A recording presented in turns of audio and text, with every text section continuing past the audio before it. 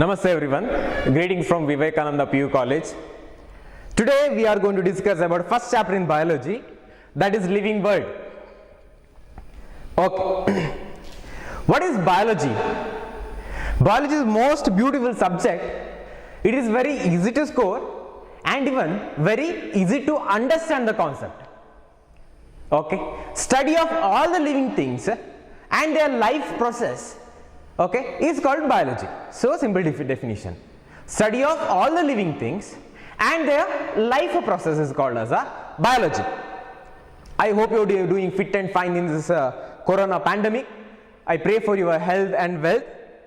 So my dear students, today right now we are going to stepping into the first chapter of biology. I have already told you that is a living world. Okay. As the name says, living plus world, correct? Living creature on the world, right? We are going to discuss that today.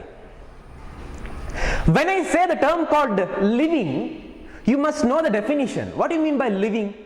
Living is just a state of being alive, correct? Living is just a state of being alive is called living. Living. What is living? It is a state of being alive is called living. All the creatures present on our earth is unique. Okay, they are not at all same. They have different kinds of their own body process, their own body morphology, their own anatomy. Let it be, we can study that later. Okay. Before stepping on to this, my dear students, we just need to examine what are the things we can see around. In our mother nature, we can find unicellular organism, multicellular organism, prokaryotes, eukaryotes. Like that, we have diverse of organism, correct? Yeah, that is known to be the biodiversity. Okay, variety of organisms, and in that variety we have variability, alva? ಒಂದು ವೆರೈಟಿಗಳು ಸಿಗ್ತದೆ ನಮಗೆ, ಮತ್ತೆ ಅದರಲ್ಲಿ ಕೂಡ ವೈವಿಧ್ಯತೆಯನ್ನು ನಾವು ಕಾಣ್ತೇವೆ. Variety and variability among the organism is called biodiversity. Okay, variety and variability. Variety and variability among the organism is called biodiversity. Biodiversity. So simple, biodiversity. ಅಂದ್ರೆ ನಮ್ಮ ಈ ಜಗತ್ತಿನಲ್ಲಿ, ಓಕೆ, ನಮ್ಮ ಸುತ್ತಮುತ್ತ ಹಲವಾರು ಜೀವಿಗಳನ್ನು ನಾವು ನೋಡ್ತೇವೆ. ಏಕಕೋಶ ಜೀವಿಗಳಾಗಿರ್ಬೋದು, ಬಹುಕೋಶ ಜೀವಿಗಳಾಗಿರ್ಬೋದು, ಪ್ರಾಣಿಗಳಾಗಿರ್ಬೋದು, ಸಸ್ಯಗಳಾಗಿರ್ಬೋದು, ಇವುಗಳೆಲ್ಲ ಬೇರೆ ಬೇರೆ ಅಲ್ವಾ? Yes, we can find a difference ಅಲ್ವಾ? ಒಂದಕ್ಕಿಂತ ಇನ್ನೊಂದು ಭಿನ್ನವಾಗಿರುವಂಥದ್ದು. ಓಕೆ, ಈ ಥರ ಭಿನ್ನ ಇರುವಂತಹ ಜೀವಿಗಳು, ಅದರಲ್ಲಿ ಕೂಡ ವೈವಿಧ್ಯತೆ, ವಿಭಿನ್ನತೆ ಇರುವಂತಹ ಅಂಶವನ್ನು ಕೂಡ ನಾವು ನೋಡ್ತೇವೆ. ಇವುಗಳನ್ನೇ ಬಯೋಡೈವರ್ಸಿಟಿ ಅಂತ ಕರೆಯುವುದು. Biodiversity can be defined as variety and variability among the organism. So simple. ಅದು biodiversity. ಈಗ ನಾವು ಆಲ್ರೆಡಿ ಹೇಳಿದ ಹಾಗೆ we can find unicellular organism, multicellular organism, plants, animals, all these things are around with us, correct? Okay, right now we are going to study that. Okay, how we are going to study, my dear students, when I say living, any organism is living anta ನಾನು ಹೇಳಬೇಕಿದ್ರೆ they should possess some kind of a characteristics. ನಾನು ಅದು ಬದುಕಿದೆ, ಅದಕ್ಕೆ ಜೀವವಿದೆ, okay, ಅದಕ್ಕೆ ಜೀವತ್ವವಿದೆ ಅಂತ when should I say ಅಂದ್ರೆ ನಾ ಹೇಳಬೇಕಂದ್ರೆ ಅದರಲ್ಲಿ ಕೆಲವೆಲ್ಲ ಗುಣಲಕ್ಷಣಗಳು ಬೇಕು. ಓಕೆ, ಯಾವುದದು ಗುಣಲಕ್ಷಣಗಳು ಸರ್ ಅಂತ ಯು ಕ್ಯಾನ್ ಆಸ್ಕ್ ಮಿ ಅಲ್ವಾ. They R, first one, they need to possess growth, ಬೆಳವಣಿಗೆಯನ್ನು ತೋರಿಸಬೇಕು. Okay. Second one is reproduction.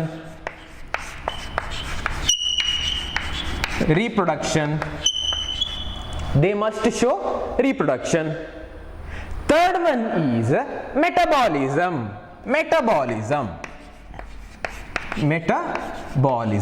We can discuss this one by one, don't worry.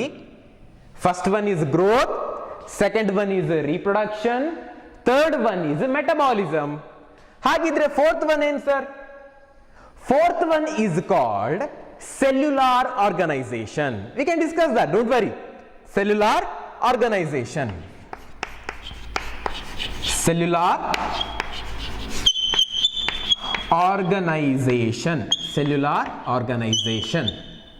Sir, ishtaya? Only these four? No, ಇನ್ನೊಂದು ಬಾಕಿ ಇದೆ. What is that? The fifth one, the last one, is called response to stimuli. What is that? Response to stimuli.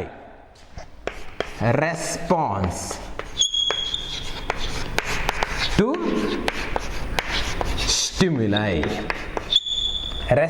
to stimuli. My dear students, this is so simple.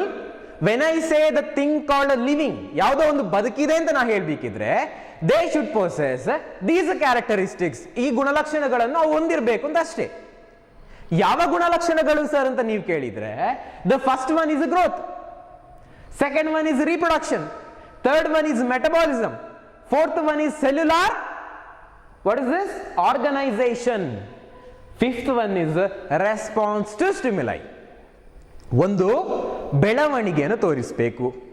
ಒಪ್ತೀರಾ? Yes, ಬೆಳವಣಿಗೆ. Second one ಸಂತಾನೋತ್ಪತ್ತಿಯನ್ನು ತೋರಿಸಬೇಕು, reproduction. Third one metabolism, they need to possess, ಅವರಲ್ಲಿ ಚಯಾಪಚಯ ಕ್ರಿಯೆಗಳಾಗಿ ಆಗ್ತಾ ಇರಬೇಕು, metabolism ಅಂದ್ರೆ. Fourth one cellular organisation, ಅಂಗಗಳಾಗಿರ್ಬೋದು, ಅಂಗಾಂಶಗಳಾಗಿರ್ಬೋದು, ಒಂದು ಜೀವಕೋಶದಿಂದ ಹಲವಾರು ಅಂಗಾಂಶಗಳನ್ನು ಹೊಂದಿರುವಂತಹ ರಚನೆಯನ್ನು ಅದು ಮಾಡಲ್ಪಟ್ಟಿರಬೇಕು. Fifth one is response to stimuli. Response stimuli ಅಂದ್ರೆ ಏನು? ಪ್ರಚೋದನೆ ತಕ್ಕ ಪ್ರತಿಕ್ರಿಯೆ. ಯಾವುದೋ ಒಂದು ಬಂದು ನಿಮ್ಗೆ ಏನು ಟಚ್ ಆಯ್ತು, ನೀವು ಅದಕ್ಕೆ ತಕ್ಷಣ ರಿಯಾಕ್ಟ್ ಮಾಡ್ತೀರಲ್ವಾ, that is called as the response to stimuli. Growth, reproduction, metabolism, cellular organization and response to stimuli. These are the 5 things they need to possess. ಆಯ್ತಾ? Am I clear ಮಕ್ಕಳೇ? Okay.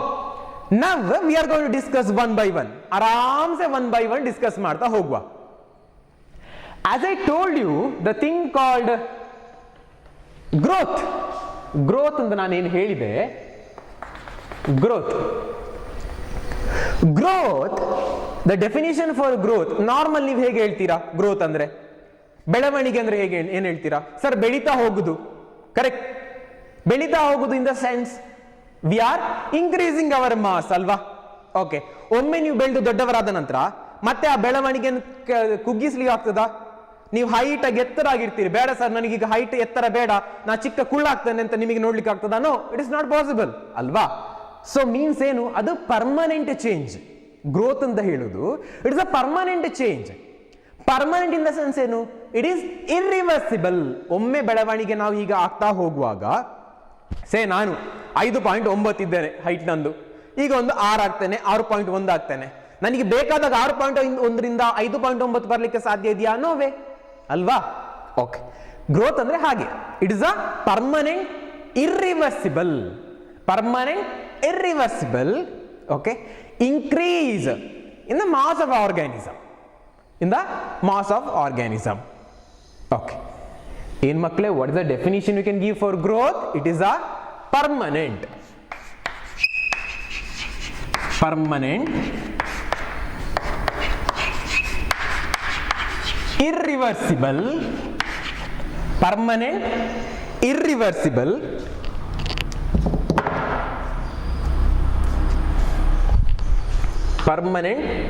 irreversible, increase, increase in the size of an organism, ಒಂದು ಜೀವಿಯಲ್ಲಿ ಅಷ್ಟೇ, an organism, okay, accompanying ಯಾವುದೆಲ್ಲ ಇರ್ಬೋದು, ಯಾವುದೆಲ್ಲ ಅದನ್ನು ಹೊಂದಿಕೊಂಡಿರ್ಬೋದು, accompanying ಏನಲ್ಲ accompanying, maybe the increase in the dry weight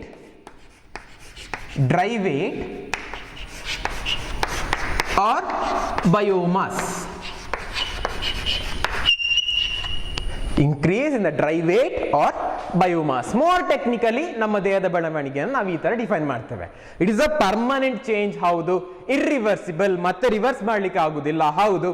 in the increasing order, ಜಾಸ್ತಿ ಆಗ್ತಾ ಹೋಗುದು, ಕಮ್ಮಿ ಆಗ್ತಾ ಹೋಗುದಲ್ಲ, ಇನ್ಕ್ರೀಸಿಂಗ್ ಆರ್ಡರ್ ಯಾವ್ದ್ರಲ್ಲಿ, ಅದು ಕೂಡ ನಮ್ಮ ಬಯೋಮಾಸ್ ಆಗಿರ್ಬೋದು, ಡ್ರೈ ವೇಟ್ ಆಗಿರ್ಬೋದು, ಅಥವಾ ನಮ್ಮ ಬಾಡಿ ನೀರೆಲ್ಲ ತೆಗೆದ್ರೆ ಡ್ರೈ ವೇಟ್ ಆಗ್ತದೆ, ಇಲ್ಲಾಂದ್ರೆ ಬಯೋಮಾಸ್ ಕೂಡ ಆಗಿರ್ಬೋದು.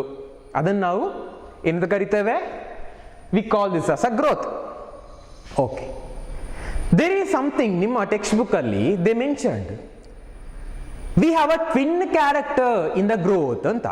ಟ್ವಿನ್ ಕ್ಯಾರೆಕ್ಟರ್, ಗ್ರೋತ್ಗೆ ಟ್ವಿನ್ ಕ್ಯಾರೆಕ್ಟರ್ ಇದೆಯಂತೆ. ಅಂದ್ರೆ ಎರಡು ತರದಲ್ಲೂ ನಿಮಗೆ ಗ್ರೋತ್ ಅಂತ ಡಿಫೈನ್ ಮಾಡಬಹುದು, ಹೇಳ್ಬಹುದು. ಏನ್ ಸರ್ ಟ್ವಿನ್ ಕ್ಯಾರೆಕ್ಟರ್, ಎರಡು ತರದಲ್ಲಿ ಹೇಗೆ ಡಿಫೈನ್ ಮಾಡಬಹುದು, ಯು ಕ್ಯಾನ್ ಆಸ್ಕ್ ಮೀ ಅಲ್ವಾ? Yes, I can answer you that. Twin character of growth ಅಂದ್ರೆ, my dear students, the growth may be including in the increasing of your body size, ಆಯ್ತಾ? increasing in a body size or even increase in the number of organism. okay, ಹೇಗೆ ಅಂದ್ರೆ, you take one organism, ನಾನೇ ಒಂದು organism, ನಾನು ಈಗ ಎತ್ತರಕ್ಕೆ ಬೆಳೀತಾ ಹೋಗ್ತಾನೆ, ಇದು ನನ್ನ ಗ್ರೋತ್, ಹೌದು. ಹಾಗೆಯೇ ನನ್ನ ತರ ಇರುವಂತಹ ಹಲವಾರು ಜೀವಿಗಳನ್ನು ಇಲ್ಲಿ ಉತ್ಪತ್ತಿ ಕೂಡ ಮಾಡ್ತಾ ಹೋಗ್ತಾನೆ, that is also called as a growth. ಅದನ್ನೇ ಇಲ್ಲಿ ಹೇಳ್ತಿರುವಂತದ್ದು, it is a twin character of growth. ಇಲ್ಲಿ ಎರಡು ಅಂಶಗಳು ಕೂಡ ಬಂತು, ನಾನು ಕೂಡ ಎತ್ತರ ಆಗ್ತಾ ಹೋಗ್ತಾನೆ, ಬೆಳವಣಿಗೆಯನ್ನು ತೋರಿಸ್ತಾ ಇರ್ತಾನೆ, ಅದರೊಟ್ಟಿಗೆ ಇನ್ನು ಹಲವಾರು ಜೀವಿಗಳು ನನ್ನ ತರವೇ ಇರುವುದು ಇಲ್ಲಿ ಉತ್ಪತ್ತಿ ಆಗ್ತಾ ಹೋಗ್ತದೆ. ಇಲ್ಲಿ ಎರಡು ಅಂಶಗಳು ಬಂತಲ್ವಾ, that is called as a twin character of growth. Okay, growth is a permanent irreversible increase in the size, fine, and it shows a twin character. ಯಾವುದು twin character? ಒಂದು, we are increasing in our size, and ಇನ್ನೊಂದೇನು, ನಮ್ಮ ತರ ಇರುವಂತಹ ಹಲವಾರು ಜೀವಿಗಳನ್ನು ಉತ್ಪತ್ತಿ ಮಾಡುವಂತದ್ದು, ಇವನ್ increase in the number of organism, that is called as a twin character of growth. okay sir, growth ಅಂದ್ರೆ fine, how this growth actually is happening, ಹೇಗೆ growth ಆಗ್ತಿದೆ ನಿಜವಾಗಿಯೂ ಸಹ? okay, this is so interesting, my dear students. see, we have a cell, ಜೀವಕೋಶ ಅಂತ ನಿಮಗೆ ಗೊತ್ತು. ಈ ಜೀವಕೋಶ ಅಂಡಕೋಶ ವಿಭಜನೆ ಅಥವಾ ಸೆಲ್ ಡಿವಿಷನ್ ಅಂತ ಕರಿತೇವೆ. ಸೆಲ್ ಡಿವೈಡ್ ಆಗಿ it become mass of cells. Okay, ಬೆಳವಣಿಗೆ ಆಗಬೇಕಾದ ಜಾಗದಲ್ಲಿ, the area where there should be a growth, there need to be increase the size, ಅಲ್ಲಿ ಹೊಸ ಸೆಲ್ಗಳು ಉತ್ಪತ್ತಿ ಆಗ್ತಾ ನಾವು ಬೆಳವಣಿಗೆ ಆಗ್ತಾ ಹೋಗ್ತೇವೆ. The main responsibility hold in the case of your growth is a cell, complete it is cell. ಇದು multicellular organism ಅಲ್ಲಿ ಕೂಡ cell, even in the plants it is cell, even in animal it is cell. but there is a difference here. in the case of plants, the growth is happening in their all span of time. ಅವರ ಜೀವಿತಾವಧಿಯಲ್ಲಿ ಎಲ್ಲಾ time ಅಲ್ಲಿ ಕೂಡ growth ಆಗ್ತಾ ಹೋಗ್ತದೆ. Okay, in all span of time, all the time of survival.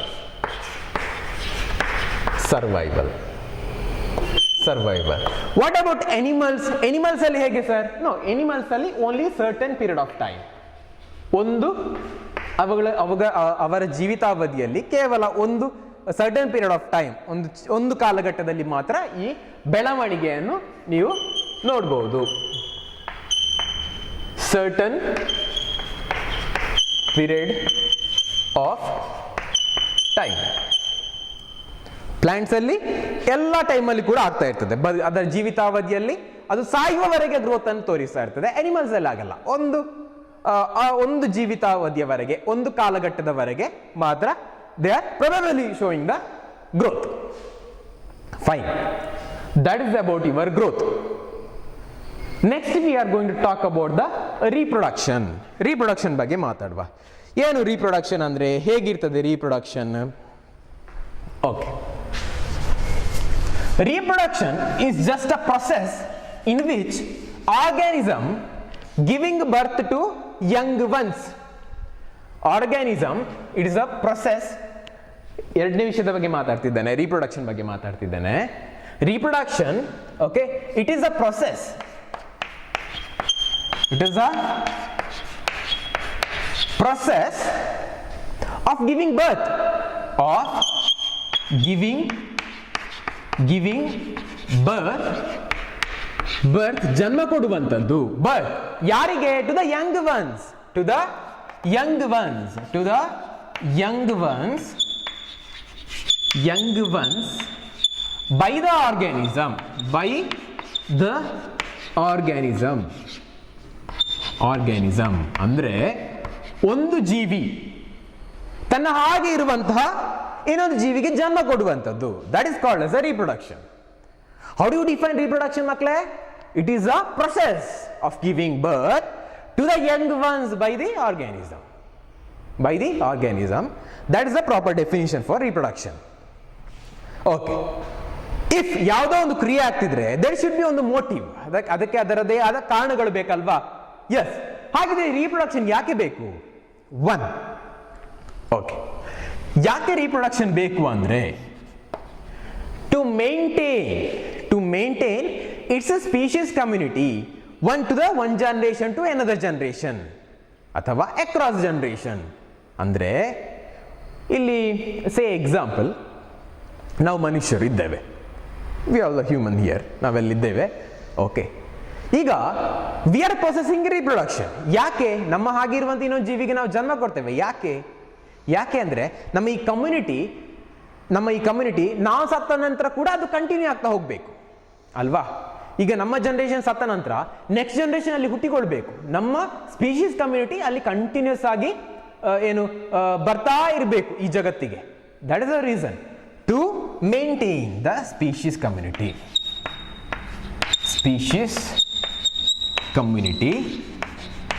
we need to have the reproduction. Species community ಹೇಗೆ ನಾವು maintain ಮಾಡ್ತೇವೆ? Across generation. ಈ ಜನರೇಷನ್ ಅಲ್ಲಿ ನಾವು ನಾವು ಹೊಸ ಜೀವಿಗಳಿಗೆ ಜನ್ಮ ಕೊಡ್ತೇವೆ. ನೆಕ್ಸ್ಟ್ ಜನರೇಷನ್ ಅವುಗಳು ಅವರದೇ ತರ ಇರುವಂತಹ ಜೀವಿಗೆ ಜನ್ಮ ಕೊಡ್ತೇವೆ. ಈ ತರ ನಮ್ಮ ಜನರೇಷನ್ಗಳು ಕಂಟಿನ್ಯೂ ಆಗ್ತಾ ಹೋಗ್ತದೆ. ಓಕೆ, ಹಾಗಿದ್ರೆ ಸೆಕೆಂಡ್ ಪಾಯಿಂಟ್ ಏನು? ಒನ್, ಕರೆಕ್ಟ್, ಸ್ಪೀಶೀಸ್ ಕಮ್ಯುನಿಟಿಯನ್ನು ನಾವು ಮೇಂಟೈನ್ ಮಾಡಲಿಕ್ಕೆ we need to show the reproduction. ಹಾಗಿದ್ರೆ ಸೆಕೆಂಡ್ ಏನು ಮಕ್ಕಳೇ? ಸೆಕೆಂಡ್ ಏನು? Reproduction meant for survival. Reproduction meant for survival. ನಾವು ಬದುಕಲಿಕ್ಕೆ, ಓಕೆ, ನಮ್ಮ ತರ ಇರುವಂತಹ ಜನಾಂಗವನ್ನು ನಾವು ಸೃಷ್ಟಿ ಮಾಡಿ ಒಂದು ಕಮ್ಯುನಿಟಿ ಅಂತ ಮಾಡಲಿಕ್ಕೆ we need to have a reproduction. So that ನಮ್ಮ ಜನಾಂಗಗಳು ನಮ್ಮ ಸುತ್ತ ಸೃಷ್ಟಿ ಆಗ್ತದೆ, ನಮ್ಮ ಕಮ್ಯುನಿಟಿ ಸೃಷ್ಟಿ ಆಗ್ತದೆ, ನಾವುಗಳು ಗಟ್ಟಿ ಆಗ್ತೇವೆ, ಒಂದು ಸಂಘ ಅಂತ ಮಾಡಿಕೊಳ್ತೇವೆ. ನಾವು ನಮ್ಮ ಉಳಿವಿಗಾಗಿ ನಾವು ನಮ್ಮ ಸಂತಾನೋತ್ಪತ್ತಿ ಪ್ರಕ್ರಿಯೆಯನ್ನು ಮಾಡಬೇಕಾಗ್ತದೆ. ಫೈನ್. ಈ ಸಂತಾನೋತ್ಪತ್ತಿ ಪ್ರಕ್ರಿಯೆಯಲ್ಲಿ ನಮಗೆ ಎರಡು ತರಹದಂತಹ ಸಂತಾನೋತ್ಪತ್ತಿ ಪ್ರಕ್ರಿಯೆಯನ್ನು ನಾವು ನೋಡ್ಬೋದು. One is sexual method, another one is asexual method. In coming chapters we will be discussing this very elaborately. We just need to know about that ಅಷ್ಟೇ. ಏನ್ ಮಕ್ಕಳೇ? The first one is sexual method. Second one is asexual method. Okay, sexual method, asexual method. Sexual method ಅಂದ್ರೆ ಇಲ್ಲಿ in the case of this sexual method there is a mating of sperm and egg. There is a mating of sperm and egg, okay, from the organism belongs to same species. ಆಯ್ತಾ? from the organism belong to same species. In sexual method of reproduction andre, it is a mating of sperm and egg by the organism belongs to same species. Asexual method ಹಾಗೆ ಅಲ್ಲ, ಅಲ್ಲಿ sperm ಮತ್ತು ಎಗ್ಗಳು meet ಆಗುವುದಿಲ್ಲ. They may be showing different kinds. ಅವುಗಳಲ್ಲೇ ಒಂಥರ ಏನು spore ಅಂತ ಕರಿತೇವೆ, ಸ್ಪೋರ್ಗಳಾಗಿರ್ಬೋದು, ಅಥವಾ ಬಡ್ಡಿಂಗ್ ಅಂತ ಕರಿತೇವೆ, ನಾವು ಕಲಿಲಿಕ್ಕಿದ್ದೇವೆ ಅದರ ಬಗ್ಗೆ. ಬಡ್ಡಿಂಗ್ ಅಂತಿದೆ. ಇದರ ಮೂಲಕ್ಕೆಲ್ಲ ಅವುಗಳು ಸಂತಾನೋತ್ಪತ್ತಿಯನ್ನು ನಡೆಸುವಂಥದ್ದು. ಅವುಗಳ ಥರ ಇರುವಂಥ ಇನ್ನೊಂದು ಜೀವಿಯನ್ನು ಏನು they need to create that is asexual method. We are going to discuss ಒಂದು 3-4 ಎಕ್ಸಾಂಪಲ್ಗಳನ್ನು we need to discuss here. ಅದರ ಬಗ್ಗೆ ಮಾತಾಡುವ. Okay, fine.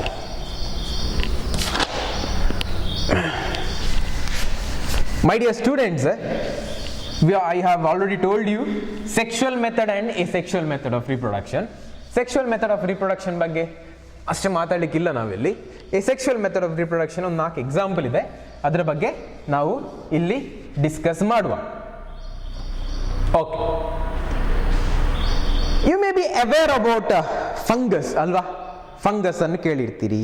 ಓಕೆ, ಅಣಬೆ ಅದನ್ನೆಲ್ಲ ನೋಡಿರ್ತೀರಿ. ಅಥವಾ ತುಂಬ ದಿನ ಆದ ನಂತರ ನಿಮ್ಮ ಟೇಬಲಲ್ಲಿ ಒಂದು ವೈಟ್ ಮೋಲ್ಡ್ ಥರ ಬಂದಿರ್ತದೆ. ಇದೆಲ್ಲ ಫಂಗಸ್ಗಳು. Okay, this fungus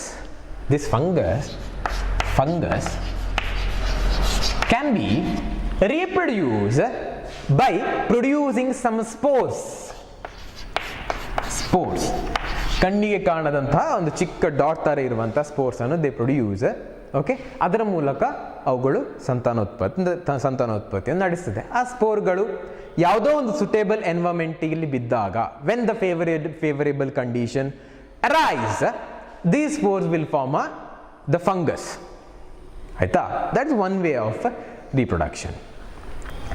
Second, you may have heard ಹೈಡ್ರಾದ ಬಗ್ಗೆ ಕೇಳಿರ್ತೀರಲ್ವಾ?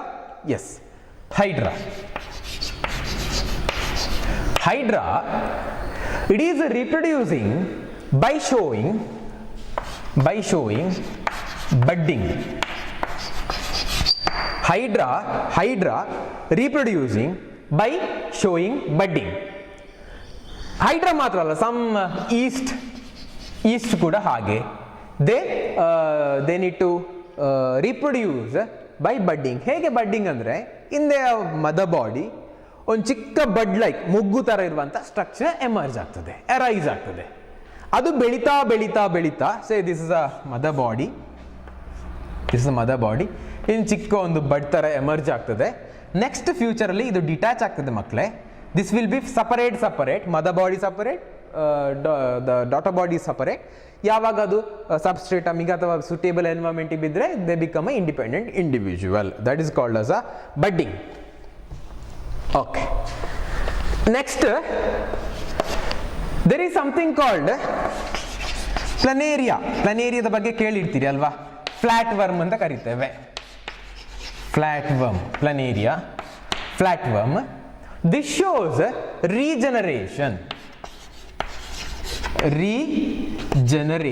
What do you mean by regeneration, sir? Regeneration ಅಂದ್ರೆ ಯಾವುದೋ ಅದರದ್ದು ಪಾರ್ಟ್ ಕಟ್ಟಾಗಿ ಬಿದ್ದರೆ, ಓಕೆ, ಕಟ್ಟಾದರೆ ಆ ಕಟ್ಟಾದ ಪಾರ್ಟಿಂದ ಹೋಲ್ ಬಾಡಿಯನ್ನು ಕ್ರಿಯೇಟ್ ಮಾಡುವಂಥ ಕೆಪಾಸಿಟಿ ಅಥವಾ ಪವರ್, ಅದನ್ನು ನಾವು ರೀಜನರೇಷನ್ ಅಂತ ಕರಿತೇವೆ. ಈ ಪ್ಲನೇರಿಯಾ ಅಂತ ಹೇಳುವಂಥ organism they need to possess that. Regeneration is shown by planaria. Okay, planaria. Okay, ಈಗ ಫಂಗಸ್ ಬಗ್ಗೆ ನೋಡಿ ಆಯಿತು, ಬಡ್ಡಿಂಗ್ ಬಗ್ಗೆ ನೋಡಿ ಆಯಿತು, ದೆನ್ ರೀಜನರೇಷನ್ ಬಗ್ಗೆ ಕೂಡ ನೋಡಿ ಆಯಿತು. ಕೆಲವೆಲ್ಲ organisms okay, such as algae ಆಗಿರ್ಬೋದು, ಅಥವಾ ಈವನ್ ಕೆಲವು ಮೈಕ್ರೋ ಆರ್ಗ್ಯಾನಿಸಮ್ಸ್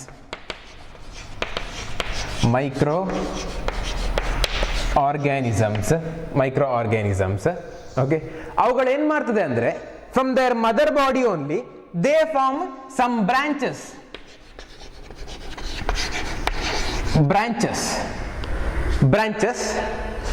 ಮೋರ್ ಸ್ಪೆಸಿಫಿಕಲಿ ನಾನು ಹೇಳಬೇಕಿದ್ರೆ, ಮಾಸಸ್ಗಳಲ್ಲಿ, ಮಾಸ್ ಅಂತ ಹೇಳುವಂಥ ಜನರೇಷನ್ ನಾವು ಕಲೀಲಿಕ್ಕಿದ್ದೇವೆ, ಅವುಗಳಲ್ಲೆಲ್ಲ ಕೆಲವು ಬ್ರಾಂಚ್ಗಳು ಬರ್ತದೆ. ಆ ಬ್ರಾಂಚಿಂದ ನ್ಯೂ ಇಂಡಿಪೆಂಡೆಂಟ್ ಇಂಡಿವಿಜುವಲ್ ಹುಟ್ಟಿಕೊಳ್ತದೆ. Independent individual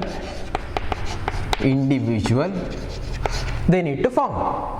ಅವುಗಳನ್ನೇ we call as a fragmentation.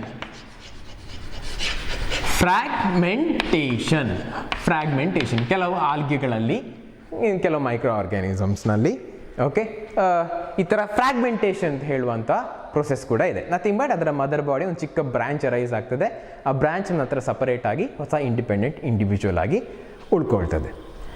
Fungus ಬಗ್ಗೆ ಸ್ಪೋರ್ ನೋಡಿದ್ವಿ, ಹೈಡ್ರಾ ಬಡ್ಡಿಂಗ್ ನೋಡಿದ್ವಿ, ಪ್ಲನೇರಿಯಾ ಅಂತ ಹೇಳಿದ್ವಿ, ರೀಜನರೇಷನ್ ಮಾಡದೆ ನೋಡಿದ್ವಿ, and in last we have studied fragmentation by some algae ಅಥವಾ ಮಾಸ್ಗಳಲ್ಲಿ ಈ ಥರ ಫ್ರಾಗ್ಮೆಂಟೇಷನ್ ಆಗೋದನ್ನು ಕೂಡ ಕಲ್ತಿದ್ವಿ ಅಲ್ವಾ.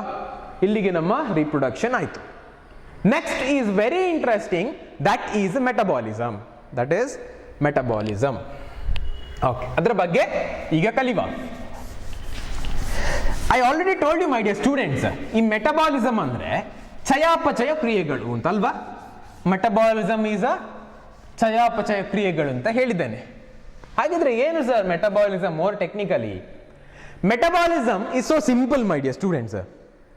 It is all the set of reaction happening in our body is called metabolism.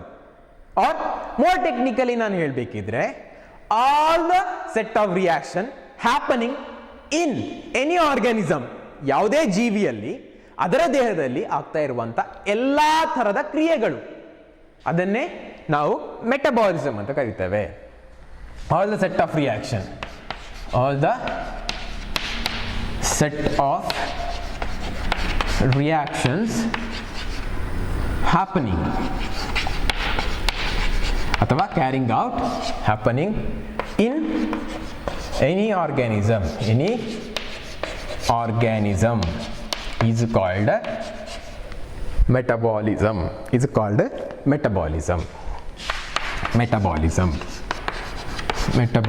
ಅಥವಾ ಚಯಾಪಚಯ ಕ್ರಿಯೆಗಳು ಅಂತ ಕೂಡ ಕರಿತೇವೆ. ಸರ್ ಹಾಗಿದ್ರೆ ಈ ಸೆಟ್ ಆಫ್ ರಿಯಾಕ್ಷನ್ ಅಂದ್ರೆ ಏನು, ಅದು ಯಾಕೆ ನಮ್ಮ ಬಾಡಿಗೆ ಬೇಕು ಅಂತ you may have a question ಅಲ್ವಾ? No, you don't have a question? Okay, fine. ಈಗ ನಾನು ಸೆಟ್ ಆಫ್ ರಿಯಾಕ್ಷನ್ ಅಂತ ಹೇಳಿದೆ ಅಲ್ವಾ, they are nothing but a chemical process. ಆಯ್ತಾ, ನಮ್ಮ ಬಾಡಿಯಲ್ಲಿ ಇರುವಂತಹ ಕೆಮಿಕಲ್ ಪ್ರೊಸೆಸ್. ಫಸ್ಟ್ ಅಲ್ಲಿ ನಾನು ಒಂದು ಚಿಕ್ಕ ಎಕ್ಸಾಂಪಲ್ ಕೊಡ್ತೇನೆ, then you got to know what is this. Okay, you take a food ಅಂತ ತಗೊಳ್ತೀರಿ, ಹೊಟ್ಟೆ ಒಳಗಡೆ ತುಂಬ ಒಳ್ಳೊಳ್ಳೆ ಫುಡ್ ಸಿಕ್ಕಿದ್ರೆ ತುಂಬ ತಿಂತೀರಲ್ವಾ? ಒಳ್ಳೆ ಫುಡ್ ಅಂತ ತಿಂತೀರಿ ಮಕ್ಕಳೇ. Okay, that is having a great nutrient power. ತಗೊಂಡ ನಂತರ ನಮ್ಮ ಬಾಡಿಯಲ್ಲಿ you will be undergoing a digestion process ಅಲ್ವಾ. ಜೀರ್ಣಕ್ರಿಯೆಗೆ ಒಳಪಡ್ತದೆ ನೀವು ತಿನ್ನಂಥ ಆಹಾರಗಳು. ಓಕೆ, ಆ ಜೀರ್ಣಕ್ರಿಯೆಗೆ ಒಳಪಡುವಾಗ ಅಲ್ಲಿಂದ ಕೆಮಿಕಲ್ ರಿಯಾಕ್ಷನ್ ಆಗಬೇಕಲ್ವಾ. ಯಾವುದೋ ಫುಡ್ ತಗೊಳ್ತೀರಿ, ಫುಡ್ ಬ್ರೇಕ್ ಆಗಬೇಕು, ಚಿಕ್ಕ ಪೀಸ್ ಆಗಬೇಕು, ನೆಕ್ಸ್ಟ್ ಅದು ಡೈಜೆಷನ್ ಆಗಬೇಕು, ಅಬ್ಸಾರ್ಬ್ ಆಗಬೇಕು, ದೇಹಕ್ಕೆ ಎಳ್ಕೊಳ್ಬೇಕು, ಅಲ್ಲಿ ಕೆಮಿಕಲ್ ಪ್ರೊಸೆಸ್, ಅದೆಲ್ಲ ಆಗುವಂಥದ್ದು ಕೆಮಿಕಲ್ ಪ್ರೊಸೆಸ್. ಅದನ್ನೇ ನಾನಿಲ್ಲಿ ಮೆಟಬಾಲಿಸಮ್ ಅಂತ ಹೇಳುದು. ನಿಮ್ಮ ಬಾಯಲ್ಲಿ ಸಲೈವರಿ ಅಮಲೇಸ್ ಇದೆ ಅಲ್ವಾ. ಓಕೆ, ಆ ಕಿಣ್ವಗಳಿಂದ ಯೂಸ್ ಮಾಡಿಕೊಂಡು ನೀವು ತಗೊಂಡಂಥ ಆಹಾರಗಳು, the food that you are intaking, okay, ಅದು ಕಾಂಪ್ಲೆಕ್ಸ್ ಫುಡ್ ಇರುವಂಥ ಸಿಂಪಲ್ ಫುಡ್ ಆಗಿ ಕನ್ವರ್ಟ್ ಆಗ್ತದೆ. Then it's get absorb to your body. ಅದನ್ನೇ ನಾನಿಲ್ಲಿ ಕೆಮಿಕಲ್ ಪ್ರೊಸೆಸ್ ಮೆನ್ಷನ್ ಮಾಡಿದ್ದೇನೆ. It is a metabolism. ಇನ್ನೊಂದು ನಾನು ಮೆಟಬಾಲಿಸಮ್ ನಿಮಗೆ ಹೇಳಲಿಕ್ಕೆ ಇಷ್ಟಪಡ್ತೇನೆ. See, this is a leaf. Okay, sunlight is penetrating ಅಲ್ವಾ, ಕೀಪ್ ಆನ್ ಪೆನೆಟ್ರೇಟಿಂಗ್ ಆಗ್ತಾ ಇರ್ತದೆ. ಓಕೆ, ಇದೇ ಟೈಮಲ್ಲಿ it is absorbing carbon dioxide ಅಲ್ವಾ. ಅದರೊಟ್ಟಿಗೆ ನೀರು ಕೂಡ ಈ ಏನು ಎಲೆಯಲ್ಲಿ ಇರ್ತದೆ. Okay, the process called photosynthesis is happening here, so that the carbon dioxide, water, okay, they get into the chemical process and it is giving carbohydrate C6H12O6 sugar. In the form of sugar they are obtaining carbohydrate, okay, because of this process alva. Neeru, carbon dioxide, they will be undergoing reactions in the presence of chlorophyll ಅಥವಾ ಪತ್ರಹರಿತು ಅಂತ ಕರೀತೇವೆ. ಇದೆಲ್ಲ ಆಗುದು ಎಲೆಯಲ್ಲಿ. Okay, ಪತ್ರಹರಿತು. In the presence of sunlight, they will be forming carbohydrate. Yes, okay, ಆ carbohydrate is a food, correct.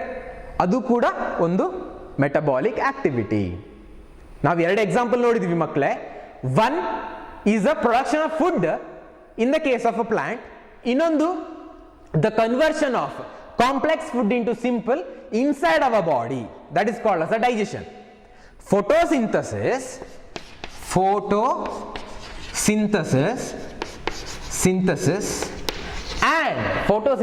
and digestion are the best example for your metabolism. ಇನ್ನೂ ಸ್ವಲ್ಪ ನಾವು ಜಾಸ್ತಿ ಇದ್ರ ಬಗ್ಗೆ ಕಲಿಬೇಕು ಅಂತಿದ್ರೆ we can see two types of category, two kind of a category in metabolism ಅಂತ ಹೇಳುವ ವಿಷಯದಲ್ಲಿ 2 ತರವಾದಂತ ಅಂಶಗಳಿವೆ. ಓಕೆ, ಅದೇನು ಅಂತ ಹೇಳ್ತೇನೆ. One is called as catabolism, another is called as anabolism. Don't get confused. ಈ ಮೆಟಬಾಲಿಸಮ್ ಅಂತ ನಾನು ಹೇಳಿದೆ ಅಲ್ವಾ, what are the things I have told you, chemical process ಅಂತ ನಾನು already I have mention. Okay, in this chemical process we are having 2 kinds. ಇದರಲ್ಲಿ 2 ವಿಷಯಗಳಿವೆ. Okay, ಅದು ಏನು ಅಂತ ಹೇಳ್ತೇನೆ. One is catabolism, second one is anabolism.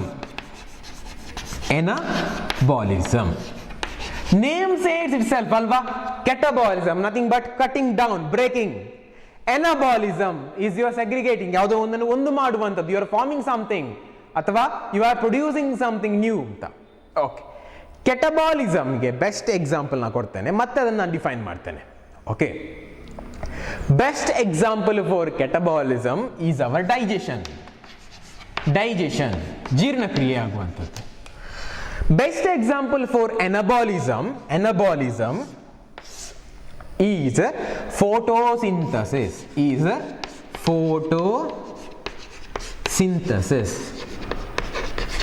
ಹಾಗಿದ್ರೆ sir photosynthesis ನೀವು ಆಲ್ರೆಡಿ ಮೆಟಬಾಲಿಸಮ್ ಅಲ್ಲಿ ಹೇಳಿದ್ದೀರಿ sir, already you told you the digestion comes under metabolism, then you are giving example here, how this possible sir? And you may have a question. No, yes, the answer is when I add catabolism and anabolism, I get metabolism.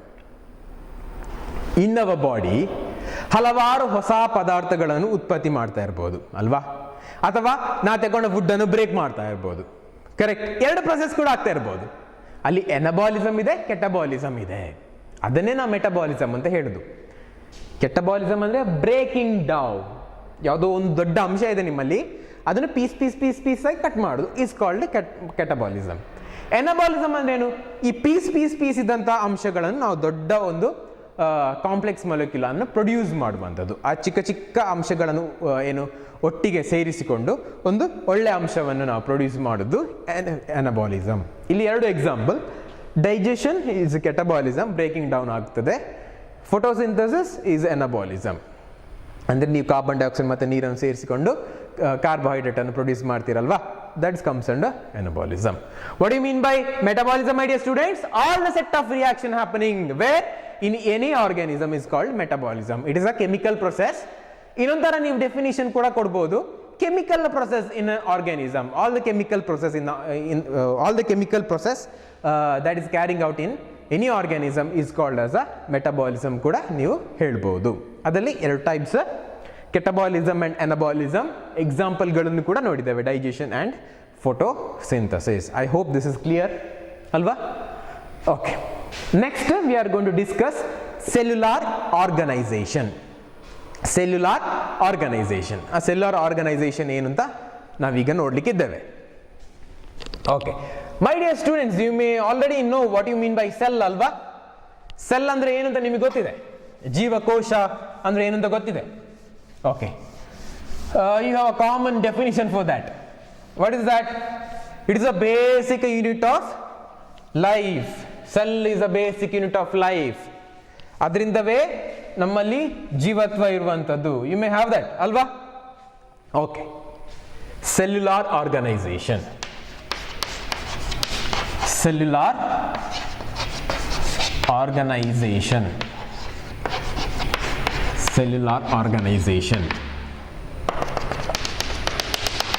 Okay.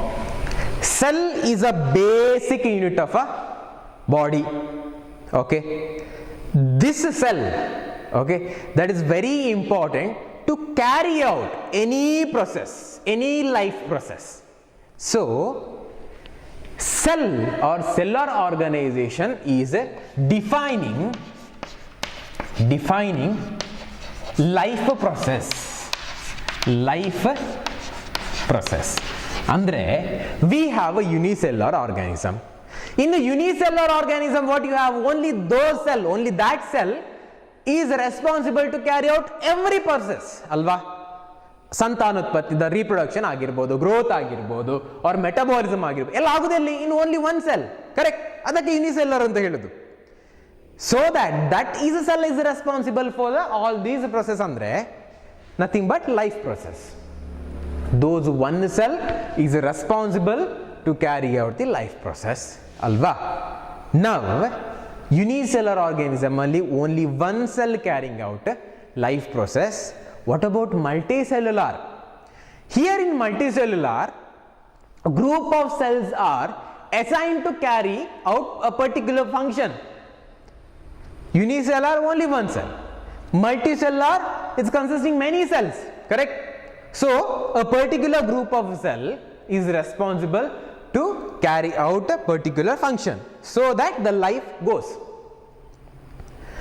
In the case of cellular organization, we can find tissue level of organization, organ level of organization, then organ system level of organization. Organ system level of organization. Cell level of organization or tissue level of organization, organ level of organization, organ system level of organization. These are ತುಂಬಾ types ಇದೆ, ಅದನ್ನ ನಾವು next class ಅಲ್ಲಿ ಕಲಿಯುವ. No problem. Cellular level ಅಂದ್ರೆ only one cell is responsible to carry out all the life process. What about tissue? Tissue ಅಂದ್ರೆ ಏನು? It is a cluster of cell, ಅಲ್ವಾ? Cluster of cell assigned for a particular function. Here the mass of a cell is assigned to carry out a particular function. When the mass of a cell is carrying out particular function, they become tissue. When the tissue, the cluster of tissues are comes together, they form a organ.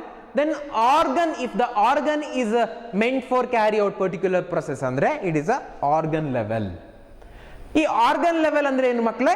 ಪ್ರತಿಯೊಂದು organ ಒಂದೊಂದು ಜೀವಕ್ರಿಯೆಯನ್ನು ಮಾಡ್ಲಿಕ್ಕೆ ಇರುವಂತದ್ದು. ನಮ್ಮ ಬಾಡಿಯಲ್ಲಿ ನಮ್ಮಲ್ಲಿ ತುಂಬಾ organs ಇದೆ. ಪ್ರತಿ ಆರ್ಗನ್ಸ್ಗಳು ಕೂಡ ಒಂದಕ್ಕೊಂದು ಕನೆಕ್ಟೆಡ್, ಅಲ್ವಾ? They are all connected together to carry out life process. ಅದನ್ನು ನಾನು ಆರ್ಗನ್ ಸಿಸ್ಟಮ್ ಲೆವೆಲ್ ಅಂತ ಡಿಫೈನ್ ಮಾಡ್ತೇನೆ. ಇದನ್ನು ಹೇಗೂ ಇಲಾಬರೇಟೆಡ್ ಆಗಿ ನಾವು ಕಮಿಂಗ್ ಚಾಪ್ಟರ್ ಅಲ್ಲಿ ಕಲಿಲಿಕ್ಕಿದ್ದೇವೆ. Okay, here you mean to know only this cellular level of organization. ಅಂದ್ರೆ cell is responsible to carry out the life process ಅಷ್ಟೇ. Cell is responsible. Cell, it has a potential to carry out the life process. Okay, unicellular are only one cell carrying out growth, reproduction, metabolism, etc. Fine. In the case of a multicellular, many cells are, okay, they become a cluster, they form tissue, they become organ, then into organ system. ಅಂದ್ರೆ ಹಲವಾರು cells ಗಳು ಸೇರಿ ಈ process ಅನ್ನು ಮಾಡ್ತಾ ಇರ್ತವೆ. That is about your cellular level of organisation. Cellular level of organisation.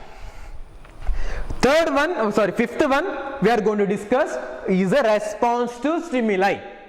Okay, ನಮಗೇನೋ ತಾಗಿದೆ, ನಾವು ಅದಕ್ಕೆ ತಕ್ಷಣ ರಿಪ್ಲೈ ಕೊಡ್ತೇವೆ, ಪ್ರತಿಕ್ರಿಯೆ ಕೊಟ್ಟು ಬಿಡ್ತೇವೆ. ದಟ್ ಇಸ್ ವೆರಿ ಇಂಟ್ರೆಸ್ಟಿಂಗ್, ಆಯ್ತಾ? We are going to discuss that. Wait. Response to stimuli. Response to stimuli. Okay, fine. That is very interesting, makle. Response to stimuli. Response to stimuli. Stimuli. What is this response to stimuli? ನಾನಿಲ್ಲಿ ನಿಂತಿದ್ದೇನೆ, ಈಗ sudden ಆಗಿ ಒಂದು ಹಾವು ಬರ್ತಾ ಇದೆ. ನಾನೇನ್ ಮಾಡ್ತೇನೆ? I use to jump, ಅಲ್ವಾ? ಆ ಕಡೆಯಿಂದ ಇಲ್ಲಿಗೆ ಜಂಪ್ ಮಾಡ್ತೇನೆ. ವೈ? ಯಾರಾದ್ರು ಹೇಳಿದ್ರು ನನಗೆ ಜಂಪ್ ಮಾಡಿ, ಸುಪ್ರಿ ಜಂಪ್ ಮಾಡಿ ಇಲ್ಲಿಂದ ಆ ಕಡೆ ಅಂತ? ನೋ. ಓಕೆ, ಏನೋ ಒಂದು ಅಪಾಯ ಬರ್ತಿದೆ ಅಂತ ನನಗೆ ಗೊತ್ತಾಗ್ತಿದೆ, ಅಲ್ವಾ? ಆ ಅಪಾಯಕ್ಕೆ ತಕ್ಕ ಹಾಗೆ ನಾನು ಬಿಹೇವ್ ಮಾಡ್ತೇನೆ. ಅಥವಾ ಯು ಟೇಕ್ ಒಂದು ಫ್ಲವರ್ ಇದೆ ಇಲ್ಲಿ. ಓಕೆ, ಈಗ ಮೇಲ್ಗಡೆ ಸನ್ ಇದ್ದಾನೆ. ಓಕೆ, ಈ ಫ್ಲವರ್ ಅರಳೋದಕ್ಕೂ ಸನ್ನಿಗೂ ಏನೋ ಸಂಬಂಧ ಇದೆ. ಓಕೆ, ಎಷ್ಟು ಸೂರ್ಯನ ಬೆಳಕು ನಿಮಗೆ ಸಿಗ್ತಾ ಇದೆ ಅಷ್ಟು ನಿಮ್ಮ ಫ್ಲವರ್ಗಳು ಬೇಕಾದಷ್ಟು ಯುಟಿಲೈಸ್ ಮಾಡ್ತದೆ, ಅದಕ್ಕೆ ಬೇಕಾದ ಹಾಗೆ ಅದು ಅರಳಿಕೊಂಡು ಕೂತ್ಕೊಳ್ತವೆ. ಅಥವಾ ನೀವು ನೋಡಿರ್ಬೋದು ಈ ಕೆಲವು ಫಂಗಸ್ಗಳೆಲ್ಲ in the rainy season, okay, it use to have a fruiting body. ಅದು ಫಂಗಸ್ಗಳು ಎದ್ದು ಅಣಬೆಗಳು ನಿಮಗೆ ಕಾಣಿಸುತ್ತದೆ ಮಳೆಗಾಲದಲ್ಲಿ. ಯಾಕೆ? Because it is a favourable environment. Correct. Okay, ಇನ್ನು ಕೆಲವು ಸೀಸನಲ್ಲಿ the plant use to shed their leaf ಅಲ್ವಾ, ಅದರ ಲೀವ್ಸ್ಗಳನ್ನು ಬೀಳಿಸಿ ಬಿಡ್ತದೆ. ಯಾಕೆ? ಅದು ಆ ಟೆಂಪರೇಚರ್ಗೆ ಅದು ಹೊಂದಿಕೊಳ್ಬೇಕಾದದ್ದು. ಅಂದರೆ ನಮ್ಮ ಬಾಡಿ, ಪ್ಲಾಂಟ್ಸ್ ಆಗಿರಲಿ, ಎನಿಮಲ್ ಆಗಿರಲಿ, whether it is unicellular, multicellular, anything, we are keep on exchanging. What we are exchanging? We are ನಾವು ಏನು ನಮ್ಮ ರಿಯಾಕ್ಷನ್ಗಳನ್ನು ಎಕ್ಸ್ಚೇಂಜ್ ಮಾಡ್ತಾ ಇರ್ತೇವೆ ಈ ಎನ್ವೈರನ್ಮೆಂಟ್ ಜೊತೆ. Okay, we are keep on reacting to the environment. ಒಳ್ಳೆ ಗಾಳಿ ಬಂದರೆ we feel very happy. Correct. That is also our response. Okay, ಅಥವಾ ಏನು ತುಂಬ ಸೆಕೆ ಆದರೆ ಅಥವಾ ಮಳೆ ಬಂದರೆ ನಾವೆಲ್ಲ ನಮ್ಮನ್ನು ಪ್ರೊಟೆಕ್ಟ್ ಮಾಡಲಿಕ್ಕೆ ನೋಡಿಕೊಳ್ತೇವೆ. It's also response. Okay, we are keep on responding to our environment. ನಮ್ಮ ಸುತ್ತಮುತ್ತಲಿರುವಂಥ ಪರಿಸರಕ್ಕೆ ನಾವು ಇಂಟರಾಕ್ಟ್ ಮಾಡ್ತಾ ಇರ್ತೇವೆ in our own way. In our own way. That comes under response to stimulus. Response to stimulus. Okay, ಈ response to stimulus ಯಾಕೆ ಬೇಕು? Why we need to have a response to stimulus? ಇದು ಯಾಕೆ ಬೇಕು ನಮ್ಮ ಬಾಡಿಗೆ? ವಾಟ್ ಆರ್ ದ ಏನು significance of this? ಇದಿಲ್ಲದಿದ್ರೆ ನಮಗೆ ಬದುಕಲಿಕ್ಕೆ ಆಗುದಿಲ್ವಾ? ಅಥವಾ ಬೇಕೇ ಬೇಕಾ? Yes, we need this. ಯಾಕೆ ಬೇಕಂದ್ರೆ to carry out our stable life. My dear students, you take a plants, it always used to interact with the nature. How? It require water for its survival, temperature, correct? Temperature, even wind, ಗಾಳಿ ಕೂಡ ಅದಕ್ಕೆ important. and don't forget sunlight is very important. Sunlight. Okay, ಇವುಗಳೆಲ್ಲದರ ಪ್ರಮಾಣಗಳು ಮೇಲೆ ಕೆಳಗೆ ಆದರೆ, ಜಾಸ್ತಿ ಕಮ್ಮಿ ಆದರೆ, it will directly effect on your plants. Okay, similarly with animals also. Okay, ನಮಗೆ ಯಾವತ್ತು ಅನ್ಫೇವರೇಬಲ್ ಕಂಡೀಷನ್ ಬರ್ತದೆ, we use to escape from there ಅಲ್ವಾ. ನಮ್ಮ ಬಾಡಿನ we are going to protect, and ಎಲ್ಲಿ ಫೇವರೇಬಲ್ ಕಂಡೀಷನ್ ಇದೆ ಅಲ್ಲಿಗೆ ನಾವು ಹೋಗ್ತೇವೆ. ಯಾಕೆ? That is also a response we R carrying out. Okay, that is about your response to stimuli. ಅಂದ್ರೆ we are keep on exchanging our messages with the environment ಅಥವಾ responding to the environment. Fine. In today's class we have discussed what is living. Living ಅಂದ್ರೆ ಏನು ಅಂತ ನೋಡಿದ್ವಿ. Biodiversity, what are the characters possessed by the living organisms, growth, reproduction, metabolism, organization and response to stimuli, ಇವುಗಳ ಬಗ್ಗೆ ಎಲ್ಲ ಮಾತಾಡಿದ್ವಿ. ಇಷ್ಟಲ್ಲಿ ನಿಮಗೆ ಅರ್ಥ ಆಗಿದೆ ಅಂತ ಅಂದ್ಕೊಳ್ತೇನೆ. I hope you understand my dear students. Fine. And ಇದರ ಕಂಟಿನ್ಯೂಡ್ ಪಾರ್ಟನ್ನು we are going to discuss in a next class. Okay, have a nice day. Thank you for your patient listening. Okay, we will meet you in next class. Thank you so much.